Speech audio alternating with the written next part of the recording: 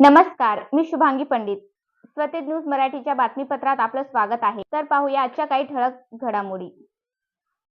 बिलोली तालुक्यातील मांजरा नदी पात्रातील अवैध रेती उत्खननाची ATS मोजणी करणे व अवैध लाखो ब्रास रेती जप्त करून कायदेशीर कार्यवाही करणे व साठवलेली रेती जप्त करणे याबाबत नांदेड जिल्हाधिकारी यांना बिलोली येथील नगरसेवक व नगरसेविका यांनी दिले निवेदन.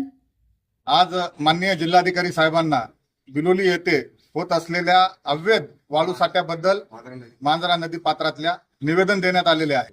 मांजरा नदी पात्रामध्ये खाजगी शेतकऱ्यांच्या शेतामध्ये वाळूचे मोठमोठे लाखो ब्रश डोंगर आज वाळू तस्करांनी उभे केलेले आहेत आणि यामध्ये महसूल प्रशासनाची भूमिका बिलोली ही फार संशयास्पद आहे.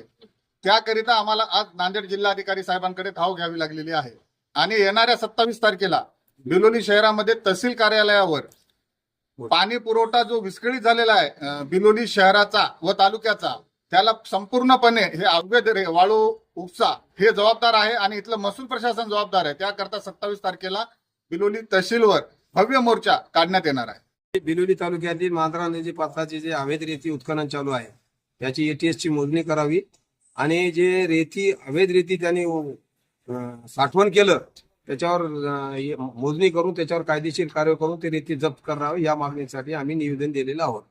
कारण की रेती उत्खनन करत असताना त्यांनी सर्वात दाबीच्या जिल्हाधिकारी माननीय जिल्हाधिकारी यांनी दिलेल्या आदेशाच्या अटी शर्तीचं कोणतेही पालन केलं नाही.